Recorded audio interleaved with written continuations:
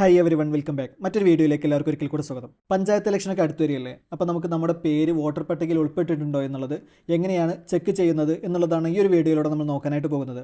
അപ്പോൾ വോട്ടർ പട്ടികയിൽ പേര് ഉൾപ്പെടാത്തവർക്ക് അത് ചേർക്കാനും അതുപോലെ തന്നെ എന്തെങ്കിലും കറക്ഷൻസ് ഉണ്ടെങ്കിൽ അത് തിരുത്തൽ വരുത്താനുമുള്ള അവസരം ഇപ്പോൾ ഉണ്ട്. അതുപോലെ തന്നെ മറ്റു പഞ്ചായത്തിലേക്കോ അല്ലെങ്കിൽ വാർഡുകളൊക്കെ ചേഞ്ച് ചെയ്യണമെന്നുണ്ടെങ്കിൽ അതിനൊക്കെയുള്ള അവസരം ഇപ്പോഴുണ്ട്. ഓഗസ്റ്റ് 7 വരെയാണ് ഇതിനുള്ള സമയം കൊടുത്തിരിക്കുന്നത്. കേരള ഇലക്ഷൻ കമ്മീഷൻ്റെ വെബ്സൈറ്റ് വഴി ഈ കാര്യങ്ങളൊക്കെ ഇപ്പോൾ നമുക്ക് സ്വന്തമായി ഓൺലൈൻ വഴി ചെയ്യാവുന്നതാണ്. അപ്പോൾ നമുക്ക് എങ്ങനെയാണ് നമ്മുടെ പേര് വോട്ടർ പട്ടികയിൽ ഉൾപ്പെട്ടിട്ടുണ്ടോ എന്നുള്ളത് ചെക്ക് ചെയ്യുന്നത് എന്നുള്ള വീഡിയോയിലോട്ട് പോകാം. ഈ ഒരു വീഡിയോ കാണുന്നതിലൂടെ ഏതൊരാൾക്കും അവരുടെ കൈവശമുള്ള മൊബൈൽ ഫോൺ ഉപയോഗിച്ചുകൊണ്ട് വളരെ എളുപ്പത്തിൽ ഇത് എങ്ങനെയാണ് ചെയ്യുന്നത് എന്നുള്ളത് മനസ്സിലാക്കാം.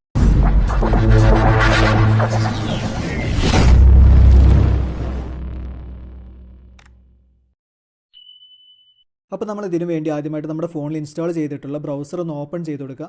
അതിനുശേഷം ഇവിടെ സെർച്ച് ബാറിൽ sec.kerala.gov.in എന്ന് ടൈപ്പ് ചെയ്ത് ശേഷം ഒന്ന് സെർച്ച് ചെയ്ത് കൊടുക്കുക.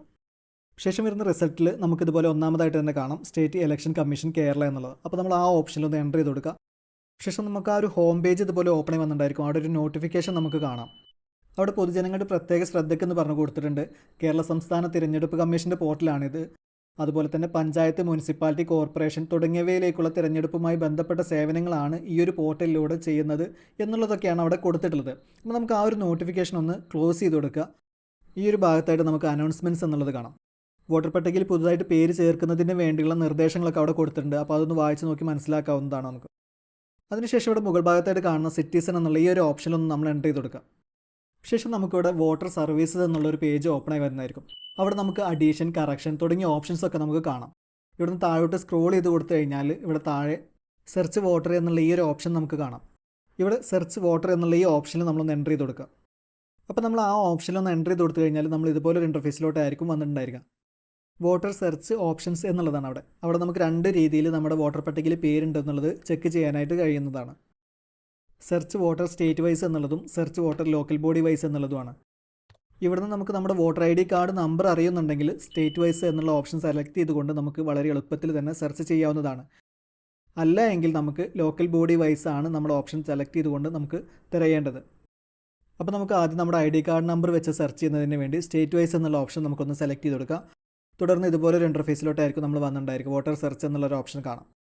അവിടെ നമ്മുടെ വോട്ടേഴ്സ് ID കാർഡിലെ നമ്പർ നമ്മൾ ഒന്ന് എൻ്റർ ചെയ്ത് കൊടുക്കുക. ശേഷം ഇവിടെ താഴെയുള്ള സെർച്ച് എന്നുള്ള ഈ ഒരു ഓപ്ഷനിലൊന്ന് എൻ്റർ ചെയ്ത് കൊടുക്കുക. അപ്പോൾ നമുക്കിവിടെ താഴെയിട്ട് അതിൻ്റെ റിസൾട്ട് വന്നിട്ടുണ്ട്. ആ ഒരു വോട്ടറുടെ കംപ്ലീറ്റ് ഡീറ്റെയിൽസ് നമുക്ക് ഇവിടുന്ന് കാണാനായിട്ട് സാധിക്കും. ഇവിടെ വലത്തോട്ട് സ്ക്രോൾ ചെയ്ത് കൊടുത്തു കഴിഞ്ഞാൽ ആ ഒരു വോട്ടർ ഉൾപ്പെടുന്ന ലോക്കൽ ബോഡി ഏതാണ്, ward, polling station, serial number തുടങ്ങിയ ഡീറ്റെയിൽസ് എല്ലാം തന്നെ നമുക്ക് അവിടുന്ന് കാണാനായിട്ട് സാധിക്കും. ഇനിയിപ്പോൾ നമ്മൾ സെർച്ച് ചെയ്യുന്ന വോട്ടറുടെ പേര് വോട്ടർ പട്ടികയിൽ ഉൾപ്പെട്ടില്ലെങ്കിൽ ഇതുപോലെ ആയിരിക്കും നമുക്ക് കാണാനായിട്ട് സാധിക്കുക. ഇനി ഇതുപോലെയാണ് നിങ്ങളുടെ പേര് കാണിക്കുന്നതെങ്കിൽ, അതായത് നിങ്ങളുടെ വോട്ടർ പട്ടികയിൽ പേര് ഉൾപ്പെട്ടില്ലെങ്കിൽ സൈൻ ഇൻ എന്നുള്ള ഓപ്ഷൻ ഉപയോഗിച്ചുകൊണ്ട് നിങ്ങൾക്ക് നിങ്ങളുടെ പേര് ചേർക്കാനായിട്ട് സാധിക്കുന്നതാണ്. ഇനി നമുക്ക് നമ്മുടെ ID കാർഡ് നമ്പർ അറിയില്ല എങ്കിൽ എങ്ങനെയാണ് നമ്മുടെ പേര് ഉൾപ്പെട്ടിട്ടുണ്ട് എന്നുള്ളത് ചെക്ക് ചെയ്യുന്നത് എന്നുള്ളത് നോക്കാം. അപ്പോൾ അതിന് വേണ്ടി ലോക്കൽ ബോഡി വൈസ് എന്നുള്ള ഓപ്ഷൻ നമ്മളൊന്ന് സെലക്ട് ചെയ്ത് കൊടുക്കുക. ശേഷം നമ്മൾ ഇതുപോലെ ഒരു ഇൻ്റർഫേസിലോട്ടായിരിക്കും വന്നിട്ടുണ്ടായിരിക്കുക. ഇവിടെ ഒന്നാമത്തെ ഓപ്ഷനായിട്ട് ചൂസ് ദ ലോക്കൽ ബോഡി എന്നുള്ളതാണ്. അപ്പോൾ അതിന് നേരെയുള്ള ആ സെർച്ച് ബട്ടണിൽ നമ്മളൊന്ന് പ്രസ് ചെയ്ത് കൊടുക്കുക. ശേഷം നമുക്ക് ഇതുപോലെ ഒരു വിൻഡോ വന്നിട്ടുണ്ടായിരിക്കും.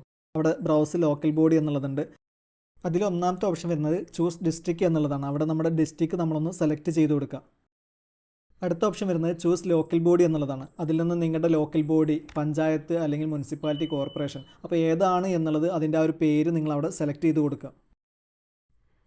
ശേഷം താഴെയുള്ള ഓക്കെ എന്നുള്ള ബട്ടണൊന്ന് പ്രസ് ചെയ്ത് കൊടുക്കുക.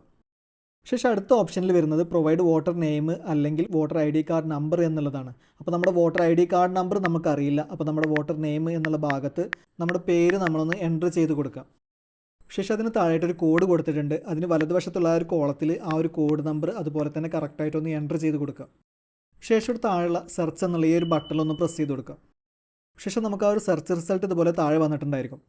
ആ ഒരു ലിസ്റ്റിൽ നമ്മൾ എൻ്റർ ചെയ്ത് കൊടുത്ത അതേ പേരിലുള്ള കംപ്ലീറ്റ് ആളുകളുടെ ലിസ്റ്റ് നമുക്ക് അവിടുന്ന് കാണാനായിട്ട് സാധിക്കുന്നതാണ്. അപ്പോൾ ഇത്തരത്തിൽ ഏതൊരാൾക്കും സ്വന്തമായി അവരുടെ പേര് വോട്ടർ പട്ടികയിൽ ഉൾപ്പെട്ടിട്ടുണ്ടോ എന്നുള്ളത് അവരുടെ കൈവശമുള്ള മൊബൈൽ ഫോൺ ഉപയോഗിച്ചുകൊണ്ട് ചെക്ക് ചെയ്ത് ഉറപ്പുവരുത്താവുന്നതാണ്. തീർച്ചയായും ഈ ഒരു വീഡിയോ നിങ്ങൾക്ക് ഉപകാരപ്രദമായി എന്ന് കരുതുന്നു. വീഡിയോ ഇഷ്ടപ്പെട്ടുവെങ്കിൽ ലൈക്ക് ചെയ്യുക. അതുപോലെ തന്നെ മറ്റുള്ളവർക്ക് കൂടെ ഉപകാരപ്പെടുന്നതിന് വേണ്ടി ഒന്ന് ഷെയർ ചെയ്ത് കൊടുക്കുകയും ചെയ്യുക.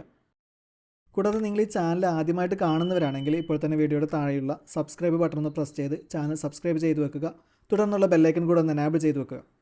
ഉപകാരപ്രദമായ മറ്റൊരു വീഡിയോയുമായി വീണ്ടും വരാം.